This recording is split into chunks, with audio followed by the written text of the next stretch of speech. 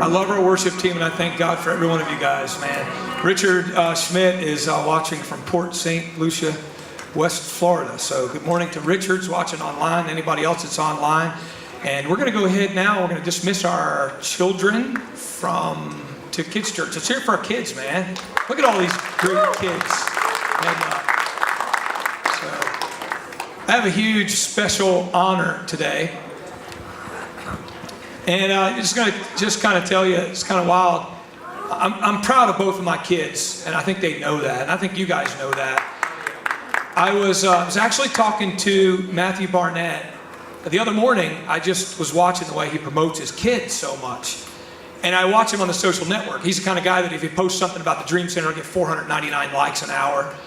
And then he posts something about his kids, and it's like a famous guy, and there's like 5 likes.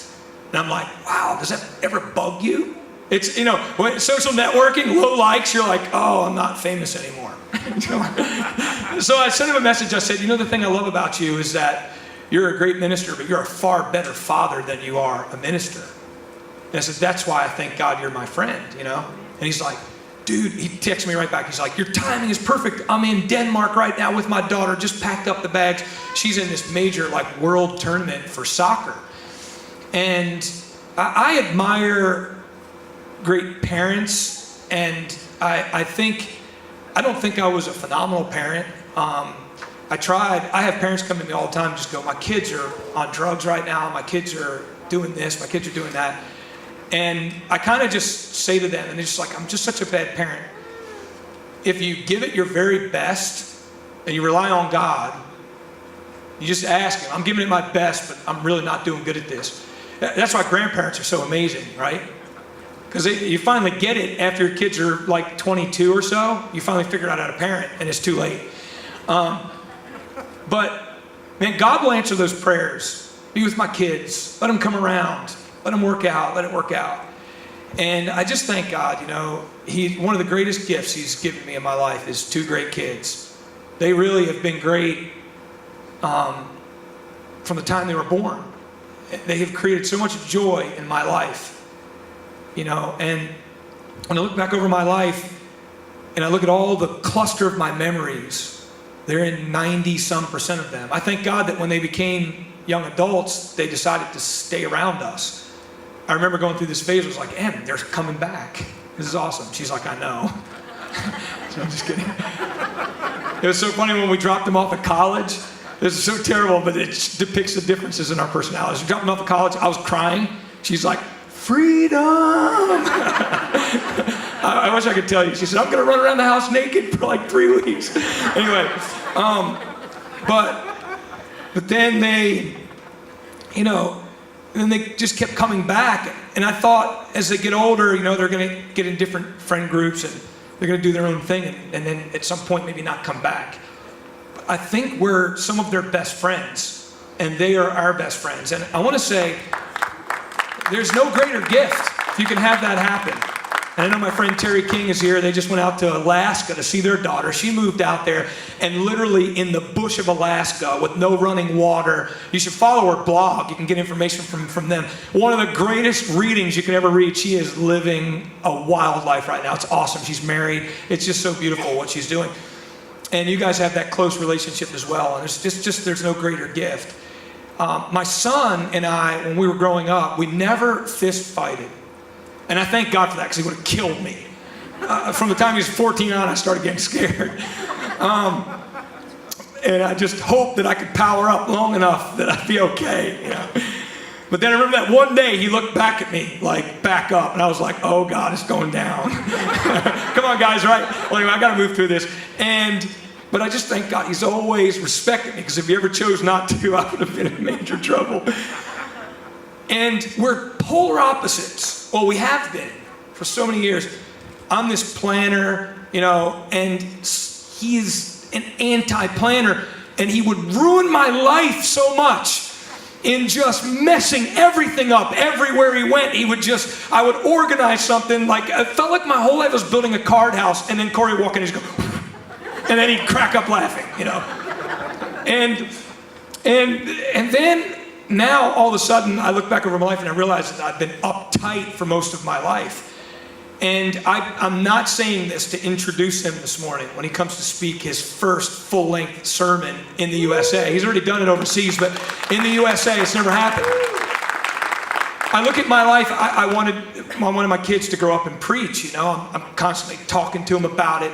Either preach or own multiple businesses. Those are my two things. And I'm teaching them this stuff all, and I think they're never listening. And then you just see them grow up and you see things emerging out of them, and it's just, you get so proud and you feel so honored. Honestly, I could die today, and thank God I won't.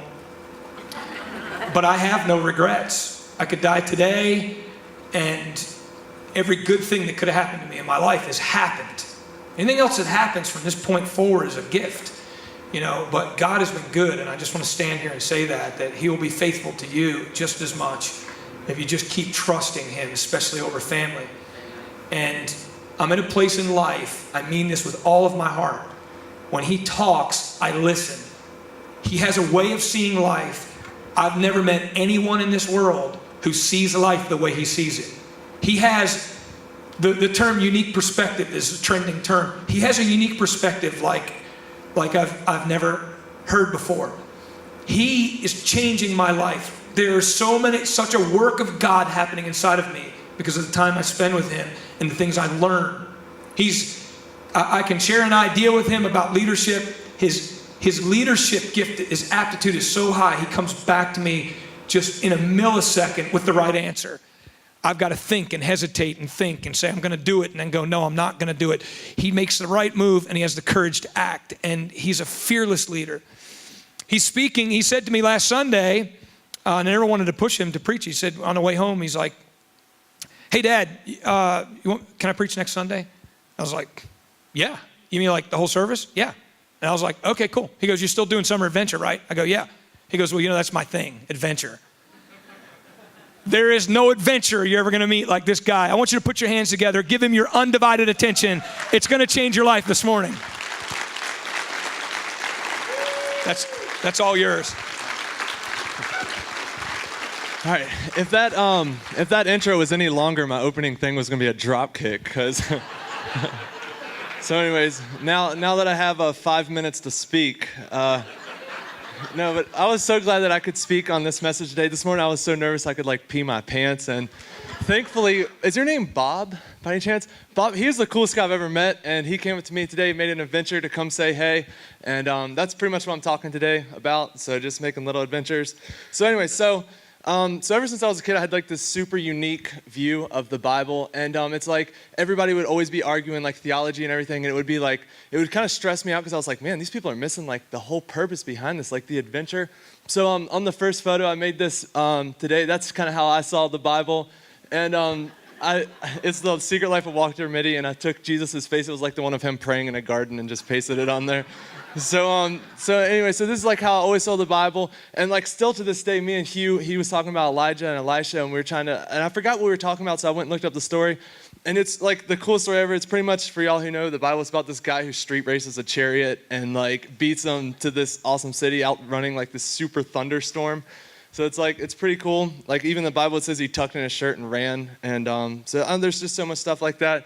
And every time I read a Bible verse about somebody like Jesus, there's one that says Jesus crushes the skulls of the enemy. I just picture God coming in with like this Superman punch and just knocking out your enemies, and like all these hype angels yelling world star and like hyping Jesus up and stuff.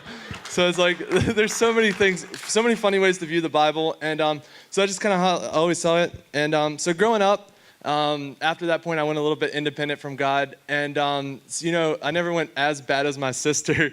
You can show the next photo.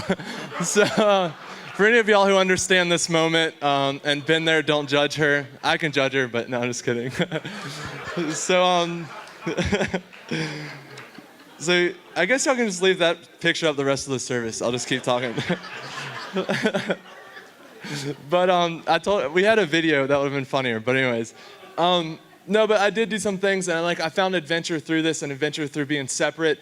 And I kind of just steer off because I was like, oh man, adventure's pretty fun. I kind of lost like how I was supposed to view God. And so just another funny story about myself.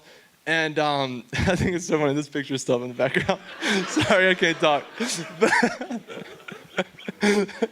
But okay, so I went. I'm not gonna. We got to change the picture. I can't focus. Just I don't even know what my next picture is. Just go to it though. You can go to the next. Yeah, go to the next slide. I'm serious. I can't focus till it's changed. Okay, so ignore this point. But So anyway, so this is a story. It's just it has nothing to do with God. It's just I'm getting somewhere with it, so just trust it. But one time, me and my friends were. Is Zach Hoskins here? I still can't say his last name. I've been friends with him for like 5 years. But anyways, so we went on an adventure one time with Ian and a couple other people, and we went to Virginia Beach. And we have like a million funny stories there in Virginia Beach. Every time we go there, something really dumb happens. And so we were there, and we thought it would be funny if we get like these cheetah print thong bathing suits and wrote our phone number on our back and like just got random texts and everything. So we did that. We were like, oh, this is gonna be funny. We're just gonna go walk around the boardwalk. So it's me and Ian. I was younger and skinnier, still look good, but not as good. And so I had this like cheetah print thong bikini on, and so did he, and we were walking around. And we were having a funny time. An hour got up though, and we started to feel like a little bit insecure. We made a lot of friends doing it, so it was a lot of fun. So we were like, let's go back to the car, let's get our clothes on, and let's go swimming. So we get back to our car, and our car is towed with all of our clothes in it. So we were like, oh my gosh, what are we gonna do? We have no clothes, and we're stuck in these thongs. We have no money, our wallets, all of our belongings are in the car, like our phones and everything. So simultaneously at the same time, another car is getting towed, and this guy pushed this girl, and we were gonna go over there and like try and stop the fight, but we were like, oh wait, like we can't do anything. So thankfully it let out. But anyway, so that led on to us going on and finding a way. We found where the car was at, but it was $160, and we didn't have any money with us. We were just young. We spent all of our gas money that we could get from our parents just to make it to the beach. And so we get there, and we ended up playing. We get the guitar out of the car, and we ended up raising the money within like 4 hours, just playing on the streets, and got the money to get the car out. And so I just like growing up, I just have tons of story. One time, I was in Washington, D.C., tons of little stories, and this guy offered us Coke. And I was like, well, I got a Starbucks card, just to say I did. I've never done drugs or anything. But so anyways, I ended up buying this Coke with a Starbucks card, immediately destroyed it. But anyway, so just tons of stuff like that. Every day just living something new, just for the story. And so that time period ended though when I really found out who God was. Growing up, I had like an idea, and even this message, I hate speaking in third person, like as if he's not here. And it was actually hard for me to write this because I was writing it about somebody, not with somebody. And so just make sure you feel my heart on that as I speak with this. But so I got this understanding on who God really is. And now it's like from where I was and for where I was today now, I asked God if I can do something, and he says, go even bigger with it. And it's like, that's a heart of God I never understood, and that's a heart of God that I didn't see, and that's why I didn't pursue it, because I thought there was kind of a dead end once you build a relationship with God, it's just a dead end. And that's where I was at that point, and that's where it changed when I went to YWAM a couple years ago. And so now it's like I have this idea of God. I kind of view him as like that kid your parents never want you to hang out with.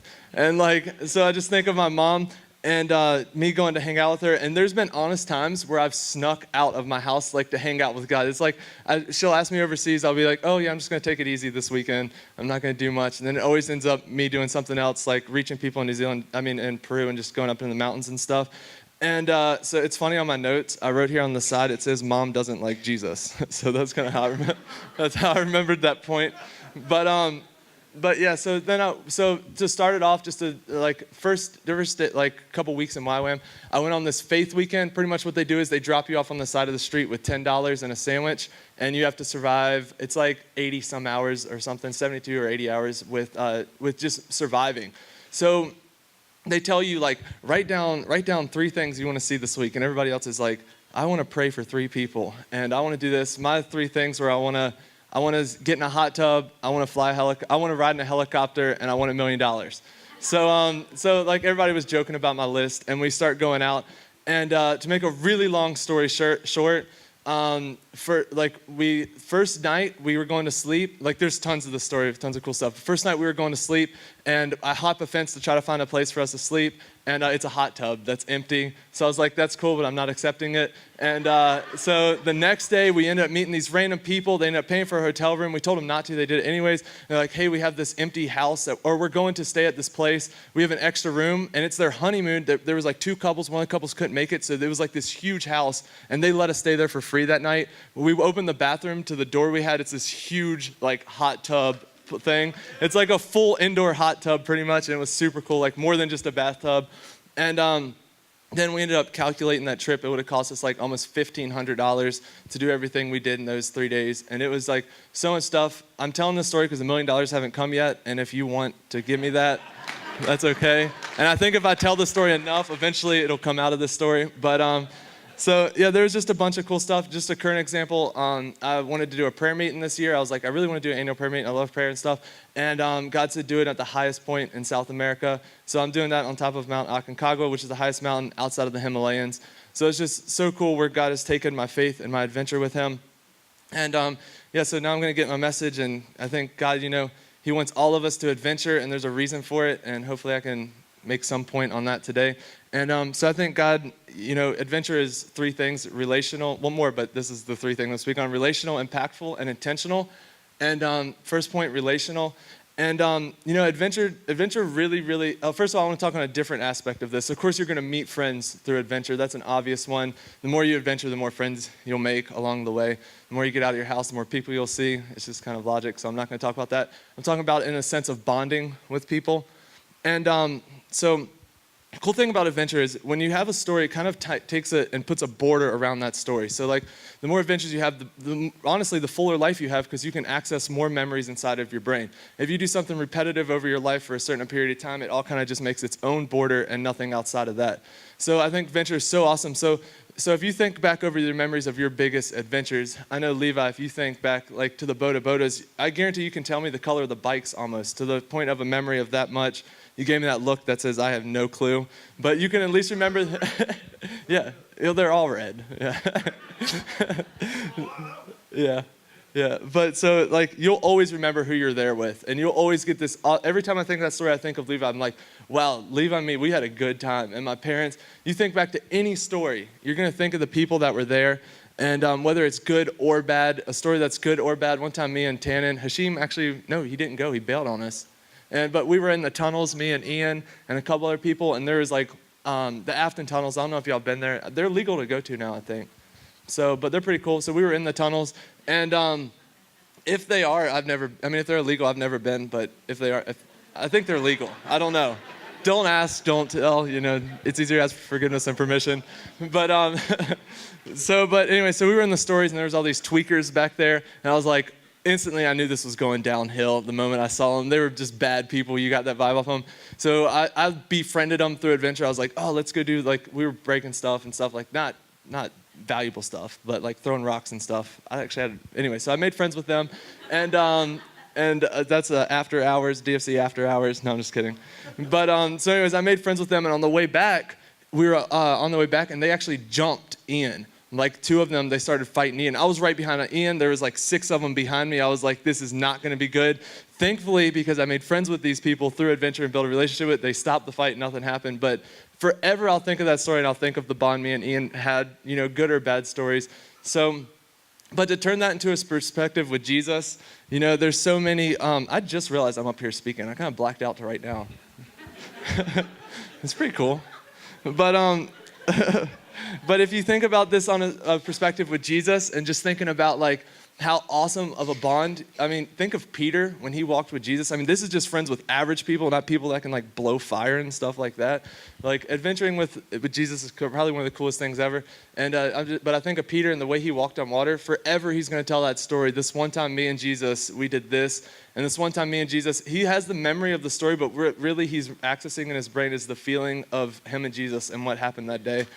And so I think that's something so big. And through adventures, through everything I've done in life over the past couple of years, that's the highlight of my life. And I honestly think that's because of me and just doing it with Jesus, and the relationship we have together is so tight. The more memories you have with someone, the better friendship you're going to have with them. And just I have so many memories with Jesus right now. Like he has the best friend bracelet. No, nothing could ever take that, and it's just really cool. And yeah, so that's kind of the first point on relation. And I'm gonna go through this kind of quick because at the end of the service I'm giving away $100. I forgot to say that in the beginning, but so you'll figure out how to get that. But anyways, so the next point's impact, and so definitely I think this is one of the key things. I mean, Bob, for you to come over and take the small adventure to come say hi to me, the impact you made on me was huge. I was nervous, and now I feel so awesome about it. So just making an impact. And Indonesia, this is a small example. Whenever I got out of YWAM, I was like, I want to do some adventures, but I want to make an impact. So my goal was to make an impact, and the only way to do that was through adventure. So I was like, all right, I'm just going to go. I'm going to book a random flight to Indonesia and just see what happens, and just go there with a completely blank slate. I don't even know where I'm staying that night. I'm just going to get off the plane and see what happens. And so the next picture, over this week, this is just 4 examples of probably 10 awesome things that happened. I met with these 2 guys. The one guy, he's going to be he's on his way to become one of the leading architects in Indonesia. Like, he's an awesome guy. The guy on the right is one of the leading rappers in Indonesia and South America in general. Like, he has huge influence, awesome YouTube videos, and like all kinds of cool stuff. The next picture. This is a tribe. This guy dedicated his life a couple years ago to go moving up in a village that he never met before. It was super inspirational for me and really encouraging to him, to tell him like, hey, this is what I want to do one day. I just want to go. He's the guy in the middle. That's him and his wife. And I got to speak with them, and just like they've built it up. They didn't look like this when he got there, but they've built it up, and they've made this like an awesome community. He told me a lot of cool stories. Next one. This is a boxing arena. So what these people do is, in Indonesia, boxing's pretty big, and they went there, and this guy started this organization, and they take kids off the streets with AIDS, and they teach them how to fight, and they use that to kind of teach the community, because AIDS is like a huge thing there. Like, you think if you touch the sweat, if you sit in a seat that someone sat in, you can get it. So they've been using this to allow people to kind of break the barrier down between like witnessing to people with HIV and stuff like that, and that like you can't get it through sweat, you can't get it through all this stuff, and like, so really, really helping bringing people with HIV out of the place they are and out of the place people view them. And it was cool. He was like how many title champ? I forget. He was like this huge title champ boxer who works here with this thing over Southeast Asia. Like, you look up his resume, it's like KO, like everything. So I challenged him to box me. I told him, give me 6 hours to fight me. And he backed down. He actually didn't show up that night, so he was scared. Next story. This is working with a soccer organization. All these people are from villages all around Indonesia. And this organization, what they do is they go to different continents and countries, and they find homeless people, the best homeless people in that entire country. They form a league, and then so all of Indonesia, this is their league, this is their team, and they all go to Amsterdam, and they give them a fighting chance. And if they win that, they have greater, they can go more opportunity after that. So it's just an awesome organization that they're doing. And I think that's it. You can go to the next. I think it's back. Oh, okay. So this is, don't play this video yet. So yeah, just leading for impact. Adventure puts you in places that living simply just can't put you. If I would have chose to go home and just do something ordinary, I never would have had that adventure of literally just changing so many lives, having my life changed, and building more relationship with God. And I think a good example of that is the story of the Good Samaritan. It just, that's about a story of 2 people who were on a schedule, and one person who decided he lived every day with intentional purpose, and every day is an adventure. And he decided to look at this guy and not see him as another homeless person and see him as he's going somewhere. But he decided to look into this guy and decided to reach out to him. And the impact that it made on him, it changed his life forever. And that was in the Bible, so God obviously cares about impacts and stories. And I know there's so many, and I love speaking this message to this church because there's so many people that think that way in this church. I know, I'm not even going to point anybody out because there's so many people. But actually, I'm just saying that because I can't find anybody. No, I'm just kidding. But worst case, whenever I see a homeless person, and I'm speaking behalf on y'all through myself, and it's just, I don't always give them money. But I always look into their life, and I always try and talk to them. If I do have something, I'll make sure to talk to them, because, if you want to be the type of person who views giving money to a homeless person as just giving money to an alcoholic and feeding addiction. I guess that's one way to look at it, but if you look at it the other way, that everyone else looks at them that way and you want to change their life, look into them, be different, view them as somebody awesome, view them as their potential and the person that God created them as, and I promise you, you'll have impact. And so that takes an adventure, though. It takes an adventure to lean down to somebody who doesn't have money and somebody who this world views as like almost a nuisance or something, and just reaching into their lives. So worst case scenario, you'll meet this guy. I met this guy in New Zealand. For 30 years, I've been telling everybody from North America and Europe, Obama's going to get replaced by Douglas Wilder. When Douglas Wilder becomes president of America, he's going to tell the Russians that they were the ones who got the homosexuals to fly the planes into the World Trade Center. When Vladimir Putin finds out that Jesus is a black man, telling him that he's a homosexual, Vladimir Putin's going to push the button, nuclear war. So before that happens, Iran's going to go through Jordan, Turkey and Lebanon. Mikhail Gorbachev is going to die. The Pope is going to go to Buenos Aires 2016. They're going to blow the Pope up in Buenos Aires. Be a left-wing government in Argentina when that happens. The Pope survives that, makes his base outside of Venice. There's a comet in the sky. All those things lead up to a nuclear war. People that see those things happen, if they know what they're dealing with is extraterrestrial intelligence, go to archaeoastronomer.simplesite.com. All those people will never be where the bomb is when it goes off. Yep. So this guy was probably one of my favorite people I've ever met in my entire life.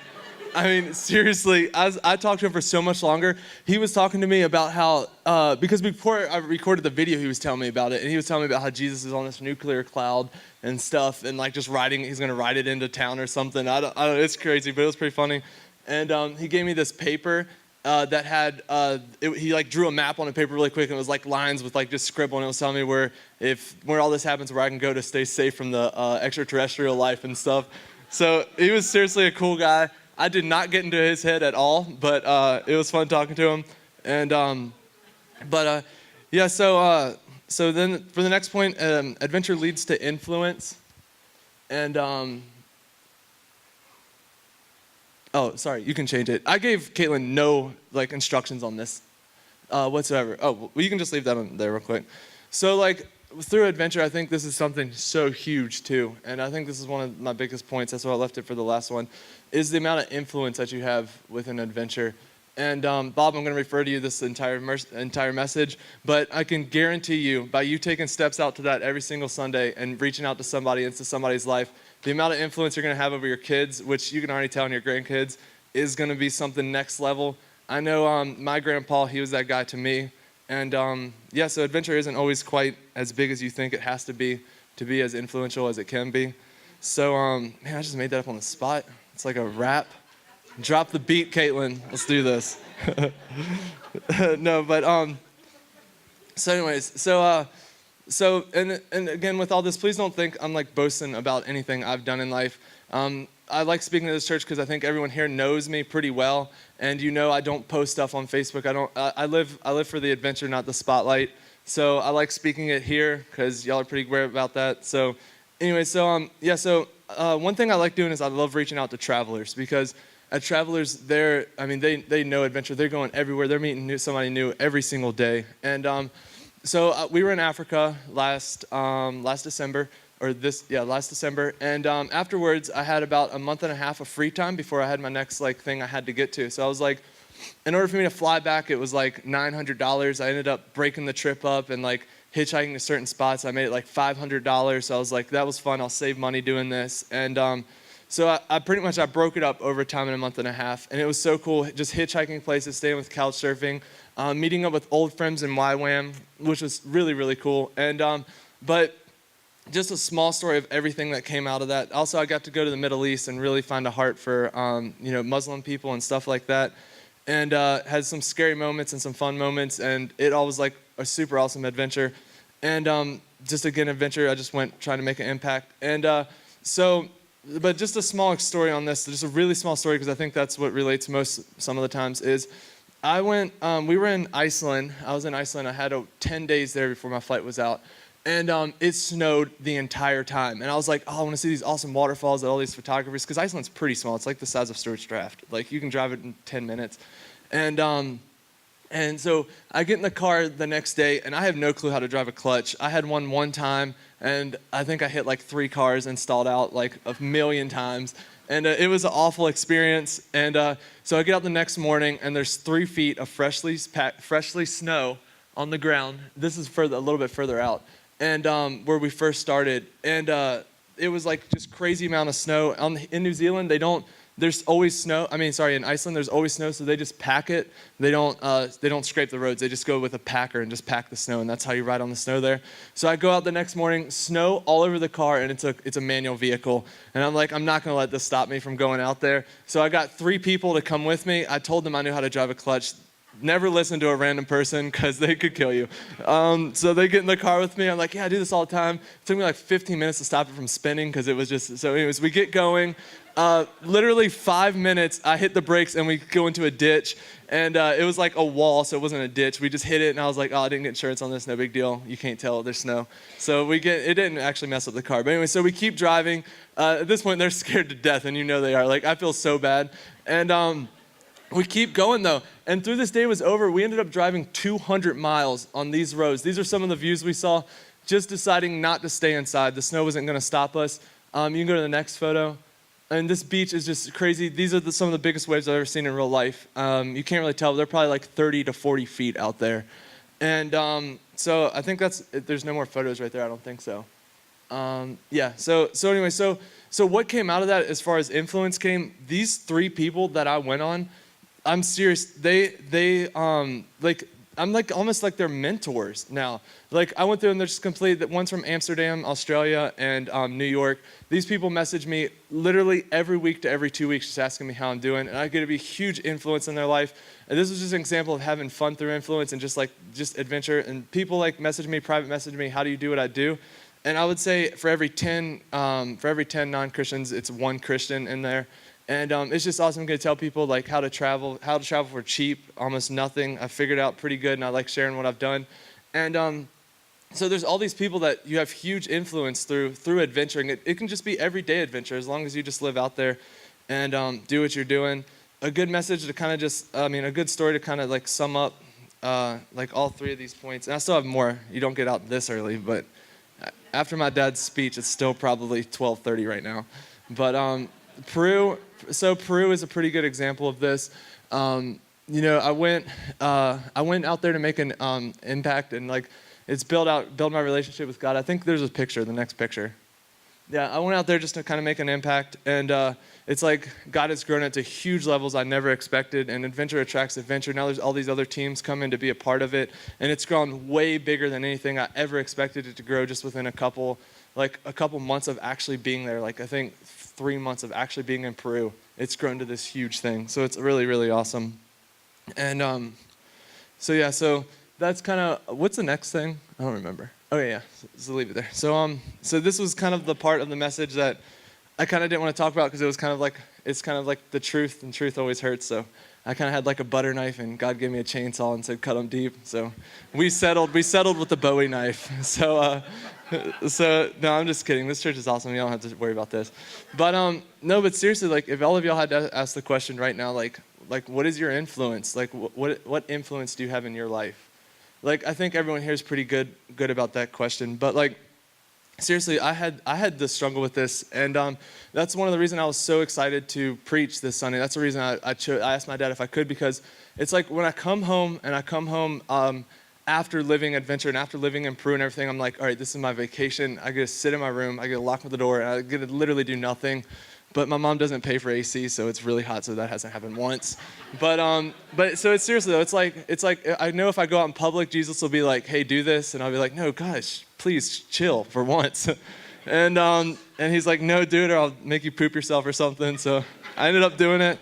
But no, seriously, so I kind of got in this place of really stagnant being back here this time. And it's to the point of making me feel like unhappy. Like, and then from becoming that stagnant, I've noticed that I was like completely falling out of like morning devotions and everything like this. I would sleep early and then sleep late and then sleep during the day and just sleep all the time. And it was really becoming like depressing almost.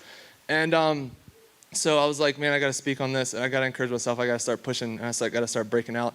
And so I started thinking of like all the time. And this one time I was in Peru and I got super convicted. And I spent 4 hours on YouTube one day just watching, just following a rabbit trail of videos. And I got convicted, so I prayed about it. I was like, and I actually asked for forgiveness for it because I really think I had better opportunity to do that day. And just in our own lives, like how much time do y'all spend like every day that could be used for something better? And I know this is speaking to me too, like just as hard as it's speaking to anybody else. And I honestly think if we realized how short life is, I think we ourselves, we've built like this defense mechanism to actually realize how short life is. And it's in our brain, it's kind of like defense from us really thinking about it. But life is so short. It's so short. And like when it comes to the end of it, do you want like one group of memories on Netflix or YouTube? Or do you want all these awesome memories and all these awesome relationships and all these awesome impacts and all this awesome influence that you've had on people? And it's like imagine if John or Peter, imagine if Peter was like spent as much time doing pointless stuff as we do. Imagine if John spent that time. If you read the book of John, he was like one of the greatest adventurers of all time. And like I can only imagine if he wasted as much time as I've wasted in my life, what impact he would have. And I guarantee you there probably wouldn't be a Bible, like books written about him and stuff. And so just like I guess I encourage everybody, you know, if you stay safe, if you always play it safe, if you always play it average, your influence is just going to be super minimum. I guess that's the truth behind it. So just like think about your career, your walk with God, your hobbies, and think about ways you can increase the adventure within those. And nobody wants to hear from you if what you do is average. And so everybody push yourself. And the cool thing about adventure is it looks different to everybody. So, I mean, so what my adventure is could be different to someone else. I actually skipped notes, so pretend I didn't say that. So the next step is just stepping out. Faith without action is dead. This is something so big to me, and I'm only going to speak a little bit on it. But action, I mean, that's all adventure is action. The Bible is a book on action. It's one of the greatest books on adventure and action that's ever been written. And so, I mean, that's the hardest part, and is stepping out. So I can just encourage everybody to step out. So turning your dream into reality. And so to me, adventure might look like 18,000 feet above sea level, just completely alone. Sometimes I've been to the point of shaking, like in there, knowing that tomorrow I'm gonna have to get up and go even higher. And you know, risk is definitely something that's taken place in all adventure. And risk has even driven me to the point to hiding letters in my room so that if one day I were to ever die, my parents could find them. Like, so adventure to me is something super serious, and it's something I don't take lightly. And but it's all for an impact, and like I think that's what our lives are all about, is that impact. And so again, like that's what I love about adventure. There's so many adventures y'all can do in here that I can never do, and there's so many people in here that y'all can impact that I can never impact. So it's so different to everybody. I just encourage you to kind of like mess around with that, mess around where your influence is. And so before I close, I like doing something that I kind of do to put things into reality. Like whenever I'm thinking to myself, like about wasting time and everything like that. But so this will be really good. So I need 3 people. Now I'll take 4 people who have like a bucket list. Like it can just be something super short. So I guess raise your hand if you have a bucket list. Heaven, I'm going to call on you automatically. Okay, you can come up. So Brandy, I need you. Heaven. All right, you can stay there. All right, you'll work since nobody else here has a bucket list. Sean, come up here. You have a good one, Sean. I went climbing with Sean yesterday. It was pretty fun. Sean's my new climbing buddy. All right, so can you tell me something on your bucket list that is semi-easily achievable? Here, I'll come over here so I can see all 3 of you. Do I need to say it out loud? Or, okay. Just something that's kind of semi-achievable. To lose 50 pounds. Okay. And then after that, after I get back in shape, I want to do an MMA cage fight. Okay. And then after my cage fight has to be done by the time I'm 40. And that's 3 years from now, so I have 3 years to train. The next thing I want to do is travel overseas by myself without my family to see if I can handle it. And then I want to lead somebody that doesn't speak my language to Christ. Okay. So those are my 4 things. Very cool. Yeah. No, that's awesome. That works perfect. Heaven, I might not need you. Sean, can you tell me just 3 things, or just a couple like short little things, because everyone has like these lifelong things, but just something short. I want to build a climbing wall in my backyard, basically. That's pretty achievable. What else? I would love to travel overseas. And well, not even travel overseas. I want to. I would love to. I mean, traveling overseas to climb would be awesome. But I really just want to. So basically, I want to hit Mount Washington by. I want to do climb Mount Washington. I got a guy I work with. He goes every year. He kind of invited me in a roundabout way, you know, just to kind of come up for like a long weekend or something. His family goes up there for a whole week. And maybe do some ice climbing with them this coming winter. They go like in February, so hopefully February 2017. By the way, I didn't tell you that yet. But so I'd like to go to Mount Washington and climb that, which Mount Washington I believe is like the highest, is the second highest on the East Coast as far as peaks go. I think you got Mount Mitchell, which is like North Carolina. But anyway, so. So yeah, so climbing, little miniature climbing gym in the backyard, so I don't have to be away from my family when I climb. You know, driving to Charlottesville or driving everywhere else to go, and then to be able to do Washington, and yeah, eventually I don't know, just work my way up to like Mount McKinley, and which is Alaska, and then eventually overseas. So I don't know. Like just climbing goals and stuff, like alpining, this guy does it all the time, so. Perfect. Heaven, I know, the reason I'm asking Heaven is because I talked to Heaven about this. She has a really long bucket list, and it's like written down, so I knew worst case scenario, I could find something from her. If she's not too drunk to tell me, could you tell me? Okay, that was a long time ago. I don't know, I'll just give like 2. I want to own a bobcat. I think that'd be cool. You can buy those. And I want to go swimming in a shark cage. And, and then I don't know, I have it like all written down and it's like really long, but I'm not going to tell it all. And then I want to go whitewater rafting. I want to go bungee jumping. I want to open an orphanage in a different country, if I'm not too drunk then. And that's it, yeah. That's good. No, I'm completely kidding with Heaven. But, okay, that works. Y'all can go sit down. I just went now. So now where that comes, I'll have him, or Hashim, will you hand me my phone? It's right behind you. I knew Heaven would text me, so I left my phone over here. Oh, would you looky there? I'll read it out loud. I'm just kidding. So, so with, this is what I like to do. I like to take my bucket list and I like to assess to see when my next opportunity is or if I've missed an opportunity and kind of improve from missing opportunities. So yours was long, but you're definitely going to get it. You're super focused. You have a super short one on the thing. So this is just a mini scale example of this. So how many hours do you think it would take to build a climbing gym?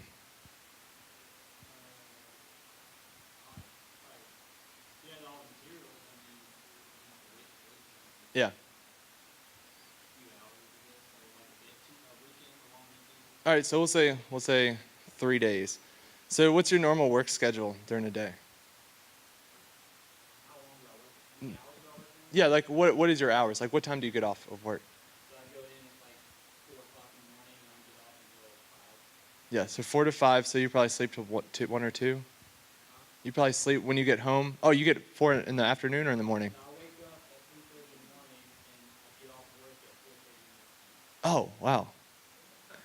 Let's use somebody else. No, I'm just kidding. No, I'm just kidding. So you probably have like 4 hours to work on that a day. So we'll say 4, and then you'll have a couple extra, but we'll just say 4 hours a day. How long have you? Okay, we'll do 1 hour a day. We'll make it super. So how long have you wanted to do that for? Mm-hmm. In your mind. Here, I won't tell Kristen. Just.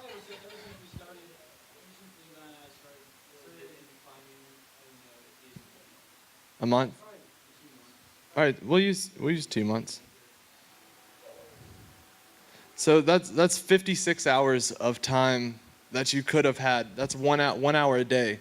That's not including time it would take to ship and not including money and stuff. But for instance, so that's 56 hours you could have had that you could have made that happen to some degree. I know Heaven had one that was, and I do this myself with all my lists, and it was just to go whitewater rafting.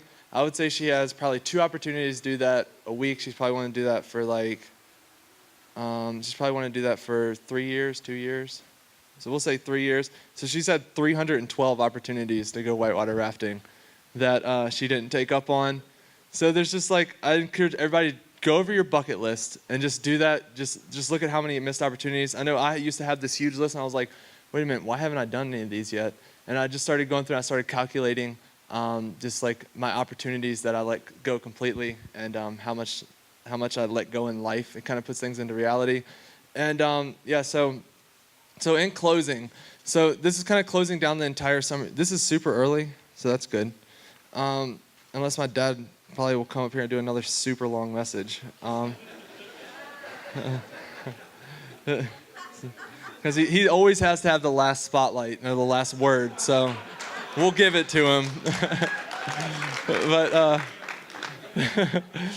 no, but also I'm not going to do anything like raise your hand and come forward, but if you feel like God's definitely something that you want to try out and take adventures with, it's so much real than I could ever explain.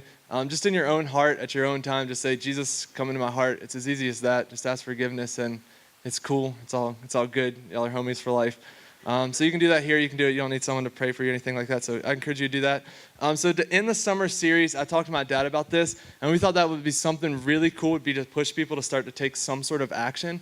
So we're actually going to be giving away $100 next week to whoever can hashtag my DFC summer adventure and have the greatest story.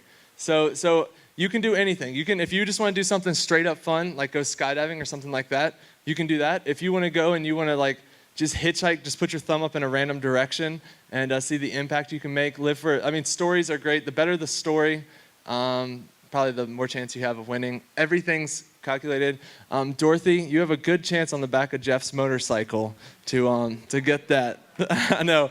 That's what my grandma told me last night. That was pretty funny. So just I encourage everybody. So it's hashtag my DFC summer adventure. I was gonna do mine this week, but I'm gonna push it because my sister wanted me to stay for after her birthday, so I'm gonna do that. I'm actually hitchhiking to California. I was going down there anyways to meet up with 12, so I'm just gonna be dropped off on the beach with no money, just a phone, and make it to California. So just with a purposeful impact, because I know I'm gonna meet some awesome people along the way. So that's kind of it. Right now it should be kind of one of those things where you're kind of thinking like you feel like you're about to jump off a cliff, because I want you to think you're gonna do something cool. And so the title of the message was AAA, 5 A's. It's what Ian kind of mentioned it yesterday, but he messed it up. But it's called, when he spoke, but it's adventure, anytime, anywhere, adventure always awaits. So there's always an adventure waiting for everybody. And I can promise you there's always somebody out there who has to hear from you. And all you have to do is get up and just take a small walk and go talk to them. So so that's it. Dad, do you want to say something?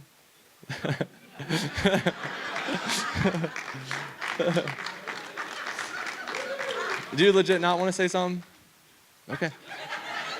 Be that way. All right, so I guess that's closing. I'm going to pray for y'all before we go. I'll make it short. Man, I'm so excited. We got out so early today. No, wait, did we? Yeah. But not that early. But so Lord, thank you so much for this awesome day. Lord, thank you so much for the adventure that you created in this world and everything that you created, Lord. And I pray that, I thought Aaron was coming to attack me during my prayer. It scared me. But anyways, Lord, thank you so much for everything. Lord, I pray that you can put people in front of our ways today that we can purposely go out of our way to say hey to, just to give them a good smile and just to give them a handshake, a hug, whatever they are. Lord, I pray that each and every person, I pray that Lord, I pray that we can all learn a new name today from somebody that we had no clue, that we've never met before. Just push us out of our comfort zone and continuously to do that so that we can make an awesome impact for you, Jesus. And we just thank you for the life we have in you. And it's the most fun, interesting, best thing we could ever have. And thank you so much for being our best friend. In Jesus' name, amen.